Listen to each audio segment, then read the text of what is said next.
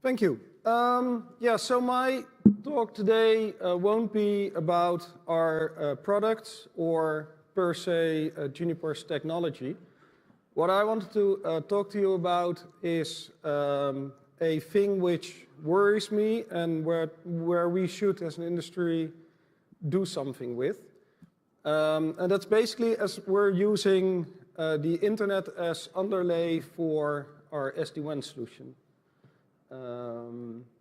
So to set the agenda a little bit, first I want to go very briefly into the history of internet routing. Where are we now? What are we doing? What's BGP? Why are we using it? Then touch on what could go wrong with BGP. The current state of routing security. What we can do right now, what we should do. Then what's next, what are the next steps, and a small call to action. So who remembers this? This is the two-napkin protocol. It was written 30 years ago by two distinguished engineers at one of the first IETF meetings. And it's actually the basis for what we now call BGP. And back then, when they wrote it, everybody basically knew each other, right? So all the networks connected, they either worked with each other, knew each other. If you needed IP addresses, you would call John Postel and ask him for an IP range. The issue is that back then, as everybody knew each other, there was no need for security. So everybody just trusted each other. So if I would advertise my prefixes to you and the other way around, we would believe that that was the truth, and that was actually with good intentions. However, it seems that I'm able to advertise even prefixes which are not my own and originate them from my AS or put your AS behind my AS and advertise your prefixes as if they come from my network. So in a normal situation, in the perfect world, your headquarters connected to, or your network connected to the internet would advertise a prefix, let's say 198.5100/24 from AS 64496.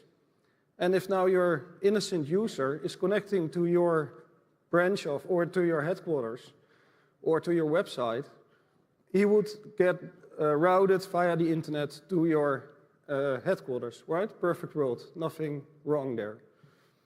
And that is basically because we all filter, right? So if you're running a network in the DMZ, you probably have prefix filters, or so you accept prefixes from your customers. You have those in a nice ACL. You're doing IRR filtering, internet routing registry filtering. I'll come back to that later. Peer locking, which is a concept from Job Snijders from NTT, which states that you will never see a AS in an AS path from your peer, from one of the larger, let's say the tier 1 networks, right? It would be very strange if you have a peer that would advertise routes for example, AT&T towards yourself. Obviously, we filter on bogon ASs, so private AS numbers, bogon prefixes like the RFC 1918 space. We filter out long prefixes, so we don't accept /25 up to /32.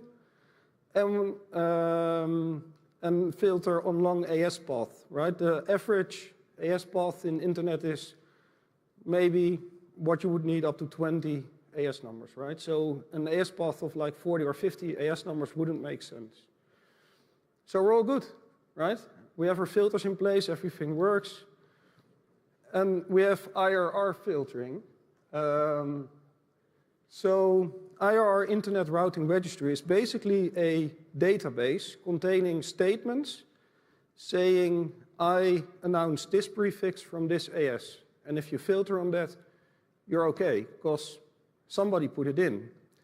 But here's the problem, that a lot of the databases, the IR databases, contain information everybody can put in without having the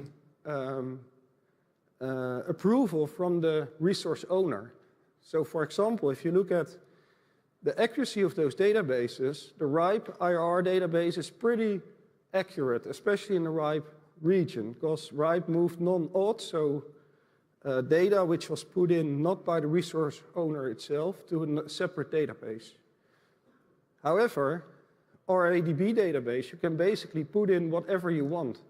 So I can put in a statement in the database saying that I am rightful to advertise your prefix.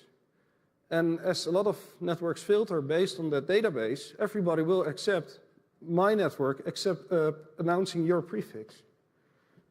So there's gaps there, right?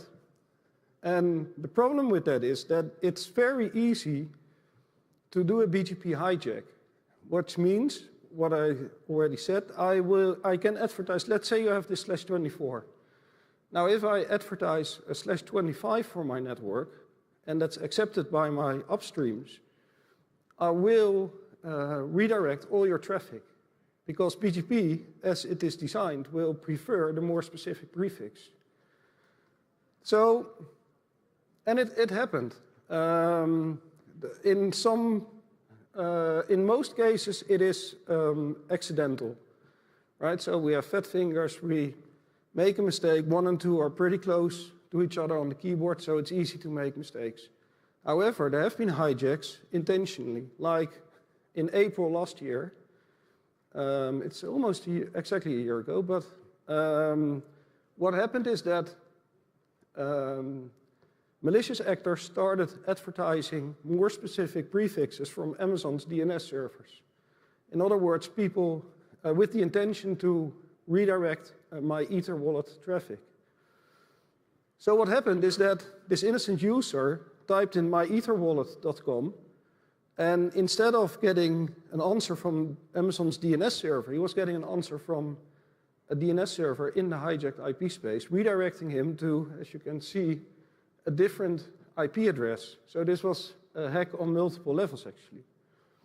And so they ended up at a fake website. And interestingly, the fake website gave a warning, or at least the browser gave a warning, hey, this certificate is invalid. But here's the thing, users, like residential users, they just click on continue. Why? Because they just want to transfer money, right? So we cannot trust people or innocent users, like my parents, to read what the warning actually is. They just want to do their thing, right? So they continue. And what happened is that around $152,000 US in cryptocurrency was stolen by that hijack.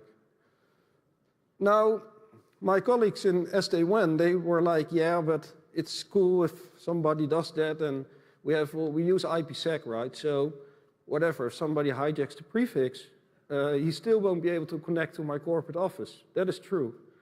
However, the branch office will be offline. So you will still have customers complaining. So and to give an example here again, is this innocent user, and corporate data center advertises it /24, perfect world. Now, our malicious actor starts advertising the /25. And by default, BGP now says, hey, I have a more specific, so I send all this traffic to my malicious user. And again, it might not be that big of a problem, although your branch office is now offline. And in worst case scenario, your malicious actor might become a man in the middle, as what we saw with my Ether wallet, for example. So keep calm and don't trust your peers. That's basically the message. But then what should you do? And that's basically the call to action of this presentation. Start deploying origin validation. Or in other words, start validating that the prefixes you receive from your upstreams or your peers, validate those based on ROAS, and we'll get to what that is. And make sure that the routes you are installing in your forwarding are actually routes which are meant to be like that, based on the intentions of the owner of that prefix. So how does it work? Going back to the rears, like in our example here, that would be RIPE. They have a database where you can create a ROA, which is route originating authorization. And it's basically the same record as we saw with IRR. So it states, I have this prefix and I want to announce it from this AS number. Where the big difference is that you are now sure that the ROA is created by the resource owner. So based on that ROA, you can learn what the intentions are of the owner of that resource. So the ROA is loaded on a validator. I'll explain the concept very briefly, but a validator is a VM or a server which contains a list of those ROAs or a list of prefixes and AS numbers that's loaded on your router, and your router can then do origin validation. Most of the larger vendors of routing equipment have now RPKI and origin validation implemented.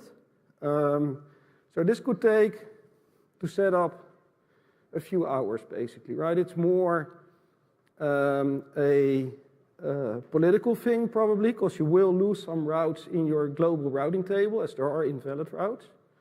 But the question should be, do I want to have these routes in the beginning as they are invalid? So how does it work? This is the normal situation. So your router receives this /24 from this AS number. Happy user, we forward traffic to that prefix. Now, our malicious actor starts advertising our /25, but our router has learned from the validator that the valid prefix should be a /24 from a different AS number. So the route advertisement is invalid. And in the router's policy, we have made a statement that if we receive an invalid advertisement, we will not install it. So in other words, still happy user. So all is good now, right? So we're safe. Almost. Because it's still possible to put your AS number behind my AS number and advertise that more specific or same prefix. Yes, that's true. However, your AS path will always be shorter because I have to put it behind my own AS. So the problem is a little bit more limited here. And there's work going on in IETF. That's Linda, we need to discuss that as well. So if you're active in IETF, support these drafts. So what these drafts are describing is a way to also cryptographically sign an AS path or have an object to describe that which ASs might advertise my AS. So in other words, besides origin validation, we can then do path validation. So keep an eye open for that. And my call to action is so sign your prefixes, create ROAs, because even if you don't want to deploy origin validation yet, there's more and more networks who are doing origin validation. Like AT&T just announced it, NTT is doing it, the Cloudflare guys are doing it. So if you create ROAs, it's less likely that somebody else can hijack your prefix. And of course, set up your validator. It's very simple. It's a VM. It's very easy to set up and start configuring your routers. And I would even say here that reach out to me if you need help. Even if you're a competitor or not a customer, I'm happy to help you and give you some tips and tricks. Here's some links to some stuff on our website, some stuff on NLNOC's website, some links to very interesting frequently asked questions. And yeah, if you have any questions, feel free to ask them to me. Here's my email address. I'm at the Juniper booth. Thank you. Thank you very much. So very interesting presentation, and you even left a few minutes for questions, which is very good. Are there questions? Any questions? That's good. So maybe I have, okay, we have a question. I'll give you the microphone. It's okay. Don't run, it's okay. This is Linda Dunbar from Huawei. Very interesting presentation. So SD-WAN does need this kind of security extra caution because you open a port to the public internet. So there will be spoof traffic, there will be all kinds of traffic coming into the routers. So I'm curious, like you did, you talk about this route validation, right?